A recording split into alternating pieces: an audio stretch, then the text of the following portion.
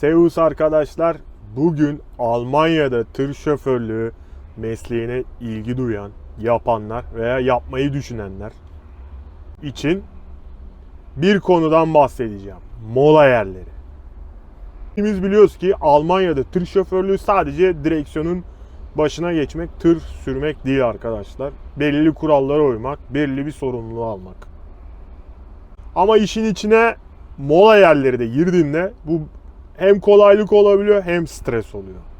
Bu videoda kendi deneyimlerim ve gördüklerimi paylaşacağım tamamen arkadaşlar. Artık ben bu mesleği 1 yıldır Almanya'da yapıyorum. Bugün günlerden 24 Eylül çarşamba. Ben Ekim ayının içinde bu mesleğe başladım. O yüzden artık 1 yıllık tır şoförüyüm diyebiliyorum kendime yani. O yüzden bu videoda yazılı olmayan kurallardan bahsedeceğim. Toplumsal anlamda uymamız gereken kurallar hem de dikkat etmemiz gereken kurallar. Bunlar yazılı değil arkadaşlar hiçbir yerde kesinlikle. O yüzden hani bu herkesin kendi insanlığına kalmış bir şey bazı maddeler. Çünkü gördüğüm bazı hatalar var. Şoföre söylemek istiyorum ama o an işte tartışma çıkabilir, bir şey olabilir diye konuya girmiyorum yani. Bazı hatalar var ki öyle büyük ki saçma geliyor bana gerçekten yani. Tamam herkes onu yapıyor diye sen de öyle yapmak zorunda değilsin. Sonuçta insanoğlunun yaşadığı bir dünya var. Başka dünya yok. En sonunda da zaten benim görüşüm insanoğlu kendi sonunu dünyayı batırarak getirecek. Buradan da fazla kamu spotuna girmek istemiyorum. Ama gördüklerimden sonra bazen ben ne diyorum? Bu adam kesinlikle evde de böyle yapıyordur diyorum yani. Diyeceğim başka bir şey yok. Hemen yine güzel bir hatırlatma yapıyorum arkadaşlar. Desteğiniz için kanala abone olmayı, videoları beğenmeyi, bir de içinizden geliyorsa yorum yapmayı unutmayın. Hazırsanız başlayalım. Bugünlerdeyim arkadaşlar. 5 numaralı otoyoldayım. Frankfurt'a yakınım. Freiburg'dan yükümü aldım. Leipzig'e doğru gidiyorum. Toplam kilometrem sabah çıkarken 655 kilometreydi. Şu an 416 kilometrem var. Ve bu yük yarın inecek. Yük hakkında kısacası bilgilerim bunlar yani. Bu detaylara girmek istemiyorum pek fazla. Sadece bulunduğum yeri sizlerle paylaşmak istedim. Almanya'da gördüğünüz gibi hava yağışlı. Bu hafta full yağışla geçiyor neredeyse. Yapacak bir şey yok. Kış ayı geldi kapıda. Biz tırcılar için en tehlikeli aylardan. Şimdi arkadaşlar, bir yapılmaması gerekenler, hatalardan bahsedeceğim. Gereksiz motor çalıştırmak. Bazı şoförleri görüyorum ben. Keyfi gereksiz yere 1 saat, 2 saat motor çalıştırıyorlar. Bu hem yakıt kaybına yol açıyor hem gereksiz gürültü oluyor arkadaşlar. Eğer motor çalıştırmak, akünde sorun varsa onu anlarım. Onu da frigolu bir tırın yanına geçersin. Nedeni de frigo çalışırken bayağı ses yapıyor arkadaşlar. Bazı günler frigonun yanında kaldığım oluyor. Gerçekten böyle yastığa başımı koyunca böyle yer titriyor gerçekten. Zor uyuyorsun. Yaz dönemi var. Sıcak olduğu zamanlar ben de çalıştım. Klima yetmiyor. Onu anlarım. Ama dışarıdan gördüğüm kadarıyla keyfi gereksiz yere motor çalıştırmak Polonyalı şoförlerde, Polonyalı plakalı tırlarda özellikle çok var arkadaşlar. Şimdi adama gidip bir şey söylesen her şey olabilir. Zaten Almanca da bilmiyorlar. Zaten çekiyorlar vodkayı. Bakıyorlar keyfine. Bu yazılı olmayan kural arkadaşlar. Bu tamamen saygı çevrene. Yanlış park yapmak.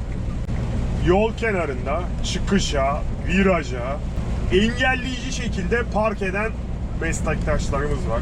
Yine bunlar Polonya plaka. Yani takoyu sonun dibine kadar kullanıp ondan sonra kendince en boş bulduğu yere giriyor, park ediyor. Ondan sonra bütün park bazen tıkanabiliyor. Girişi tıkanabiliyor, çıkışı tıkanabiliyor. Çünkü ben bir defa yaşadım. Normal sadece tuvaleti olan bir parka girdim gece 2-3'te. 45 vermem gerekiyor. Abi neyse girdik. 45'i tamamladık, çıkamıyoruz. Adam viraja bir park etmiş, öyle iki açıyı öldürmüş. Dönmüyor. Uyandırmak zorunda kalıyorsun. Biraz bakması gerekiyor. Ya normalde hiç uğraşmazsın, ararsın polisi, şey yaparsın da işte adamla gidiyorsun ki para kazanmaya çıkmış bu yola, arayıp da parasını cezaya dökmesin diye de. O yüzden bazı şoförler buna dikkat etmiyor. Fare kartı, sürüş kartı. Arkadaşlar, mola yaparken, 45 yaparken kartınızı çıkartmayın ve tırda yatacağınız zamanda da kartınızı çıkartmayın. Her zaman kart yuvada kalsın arkadaşlar. Ve mola yaparken bir numaralı tuşa basıp, hani yatak simgesinde ya da H diyeyim, başka bir pozisyona almayın, yani mesela çekici ya da diğer böyle kare, yuvarlak, ortadan çizgi.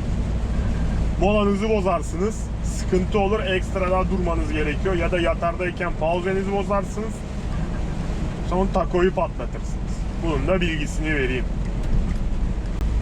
Güvenliği önemsememek. Mola yerlerinde arkadaşlar kamera olsa dahi bile tırdan uzaklaştığınız zaman mutlaka anahtarı tırdan alın. Kapıları kilitleyin. Tırdan öyle işte markete mi gideceksiniz, tuvalete mi gideceksiniz, o şekilde yapın.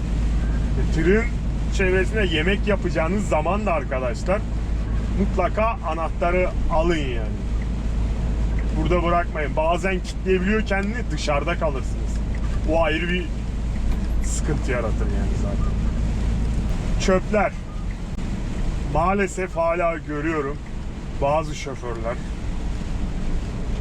çöplerini direkt tırdan dışarı atıyor. Ya da yanlış yere bırakıyor. Çevreye zarar arkadaşlar. Ben bunu anlamıyorum. Evde de mi böyle davranıyorsun? Benim kendi çöp kovam var. O dolunca onu bağlıyorum. Dolduğu zaman, bazen atamadığım zaman yan tarafa bırakıyorum. Yenisini takıyorum. İlk durduğum müsait bir mola yerinde işte çöp konteyneri, çöp kovası varsa onu arıyorum. Onun içine atıyorum. Bu kadar basit yani. En fazla 2-3 dakikanızı alacak bir iş yani. 33 gidiyor Mersin sana. 33 Mersin mi olmasın yani? Mersin Nihat. Yanlışsam düzeltin yorumlardan. Bunu yapan arkadaşlar yüzünden tırcılara kötü imajla bakıyorlar. Diyorum işte burada kamu spotu gibi olacak ama sonuçta bir tane dünyamız var. Ona en azından doğru düzgün bırakalım. Gelecek nesiller de yaşasın yani. Yeşil alan çöplük değil ya da gözüne kestirdiğin boş alan çöplük değil yani. Her mola yerinde mutlaka çöp bidonu, çöp konteyneri mevcut yani. Kendi aracın içine de ufak bir çöp kovası almak da zor bir şey değil. Ya da oraya ayırdın o çöp poşetini öyle camdan fırlatmak da doğru bir şey değil. Bunu da anlamıyorum. Yapılmaması gerekenlerden diyeceklerim bu kadar arkadaşlar. Bunlar yazılı olmayan kurallardı. Umarım bunları hatırlatarak dikkat çekerim diye düşünüyorum. Belki insanlar kendilerini, bunu yapanlar, bu hataları yapanlar kendilerini düzeltirler diye umuyorum yani. 2. Yapılması gerekenler. Doğru mola süresi. 4,5 saatlik sürüş yaptıktan sonra kesintisiz 45 dakika mola ya da 4 saat ya da 3,5 saat, tam 4,5'un dibine kadar kullanmayın. Takoyu patlatmayın arkadaşlar. 45 dakika kesintisiz mola yapmak zorundayız. 4,5 saatin içinde ister sürüşe başladıktan 1 saat 2 saat sonra 15 dakika mola, sonrakini 30 dakikayı öyle de yapabilirsiniz. Bu artık tercih meselenize kalmış. Yani 2'ye de bölebilirsiniz ya da tek seferde 45'te yapabilirsiniz. Zaten bir sonraki mola artık bütün sürüşünüzü bitirdiğiniz anlamına gelir. 9 saat pauze veya 11 saat pauze kesintisiz yapmanız gerekiyor. Bilginiz olsun. Almanya'da tako kuralları önemli arkadaşlar. Tako ile ilgili yaptığım videom zaten kanalımda var. Daha fazla detay merak ediyorsanız o videoyu mutlaka izleyin ve bir de yorum bırakmayı unutmayın. Dinlenmeyi verimli geçirmek. Mola sadece yemek yemek değil arkadaşlar. Ben mesela 45'e durduğum zaman, tabii hava yağmurlu değilse, en azından tırdan dışarı çıkıp yürüyorum. Ayakları falan, kolları gerdirme pozisyonu yapıyorum. Ya da yağmurluysa hava tırın içinde yapıyorum yani. Hemen tırı kontağı kapattım, hop yatağa atmıyorum kendimi yani. Biraz kendimi esnetiyorum. Yani bunları yapın. Yarın öbür gün bel ağrısı çekmeyin arkadaşlar. Ve kilo almayın. Göbeğiniz büyümesin. Biraz fitness, spor yapın kamu spotu gibi oldu ama maalesef yani. Gerçekten buna ihtiyaç var. Çünkü 4 saat böyle direksiyonda, koltukta oturunca ya da ister istemez ayakların, kolların, işte belin uyuşuyor yani. Esneme hareketi, biraz sağa sola dönme hareketleri yapmak zor bir şey değil. Bunu yapmanız hem sağlığınız için ve hem bir dahaki sürüşte yola daha zinde devam etmenize yardımcı olur yani. Aracı güvenceye almak. Arkadaşlar, el freni çektiğinizden emin olun. Özellikle yeni tırlarda tuşlu böyle. Onlar bazen çektin zannediyorsun ama olmuyor. Dikkat edin. 45'e veya yatara durduğunuz zaman, tırı durdurduğunuz zaman mutlaka inin ve çevresinde bir tur atın arkadaşlar. İşte havası inen lastik, bir yerden sızıntı var mı diye kısaca hızlı bir görsel kontrol yapın yani. Hem inmiş olur hem ayaklarınız açılmış olur.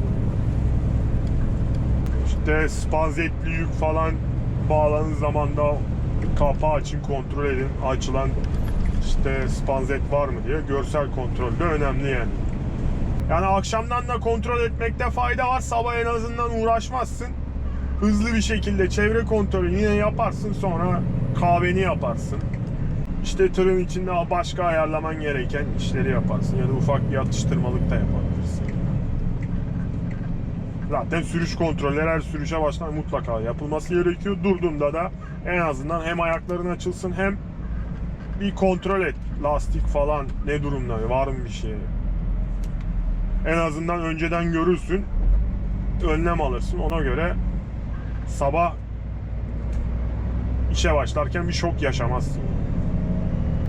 Arkadaşlar, bunlar yazılı olmayanlar kurallar. Bunları kendi deneyimlerim ve gördüklerim, insanların yaptığı hataları. Başta da benim de yaptığım vardı. Sonra dedim ki Mehmet, Almanya'da tır şoförü olmak sadece direksiyon başına geçmek değil, dikkat etmen gereken sonuçta bir takım şeyler var. Bunları göz önünde bulundurman gerekiyor. Sonra ben de bu şekilde uygulamaya başladım yani. 3. Ekstra tavsiyelerim. Su bidonunu doldurmak. Arkadaşlar, Almanya'da çoğu benzincide, Autof'ta veya normal tuvaletli parkta suyunuzu doldurmak için çeşmeler bulunuyor. Benim 10 litrelik bir su bidonum var. Bir tane daha var 10 litrelik. Toplamda 20 litre suyla geziyorum her zaman. Tek 20 litre almadım çünkü bu sefer çok büyük oluyor, taşıması zor oluyor. 2 parça şeklinde yaptım arkadaşlar. Size de o şekilde tavsiye ederim yani. Buralardan temiz suyunuzu sağlayabilirsiniz. Çünkü su ihtiyacımız sabah bazen kalktığımızda elimizi yüzümüzü yıkamaya, akşam da aynı şekilde dişlerimizi fırçalamaya, bulaşıkları yıkamaya, temizlik için gerekiyor her zaman. Fark etmiyor. Günlük bile çalışsanız bile mutlaka su bidonu bulundurun arkadaşlar tırınızda. Duş kullanımı. Ben gibi arkadaşlar Almanya için de Fernverkehr çalışıyorsanız, yani Almanya için teslimat yapıyorsanız mutlaka duş almanız gerekiyorsa arkadaşlar Autof'ları kullanın.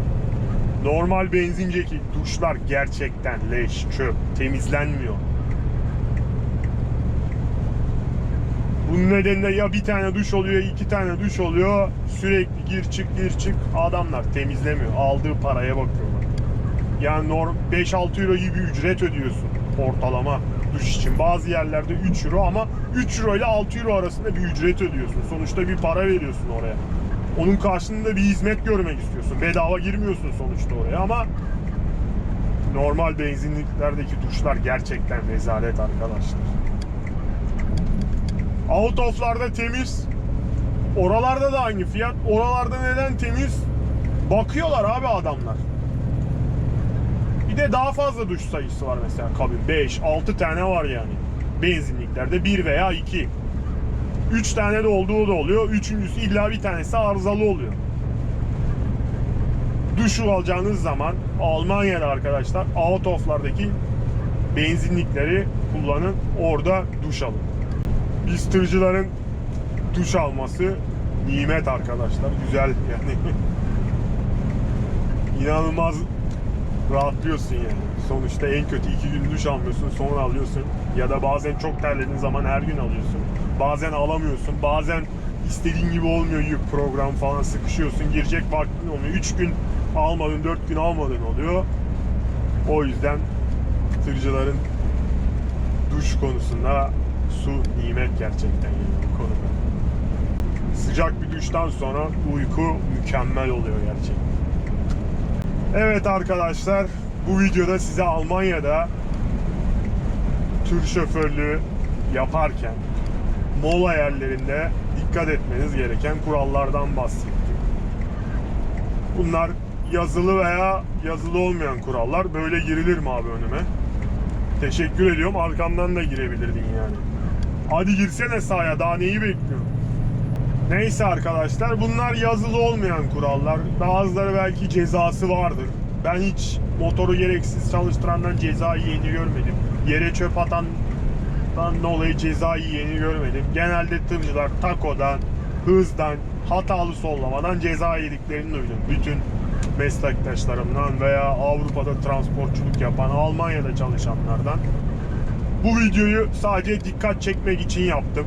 Hani herkes yapıyor diye ben de yapayım modu ben doğru bulmuyorum. Belki bir nebze de olsun bir fayda olur yani. Dikkat etmeye karar verir belki bu video. Önüne düşünce tecrübeli meslektaşlarımın ve yeni başlayanlar için de bu bir saçmalık diyerekten de onlar da bu kurallara uyar diye düşünüyorum. Ben elimden geldiğince dikkat ediyorum arkadaşlar. O yapıyor diye ben yapmıyorum. Üşenmiyorum, iniyorum, çöpümü atıyorum. Yağmur yağsa bile atıyorum. Gereksiz yere motor çalıştırmıyorum yani. Taco sona kaldı diye illa böyle dandik sağ sol engelleyici şekilde parkta yapmıyorum. Yanımdakine de saygı duyuyorum. Tırcıları da kötü göstermek istemiyorum. Dikkat ediyorum yani. Bu hem kendime saygı hem çevreye saygı. Diyeceklerim bu kadar. Kendinize iyi bakın arkadaşlar. Başka videolarda görüşürüz. Ben sürmeye devam edeyim. Yağmurlu bir Almanya gününde teslimat yapmaya devam.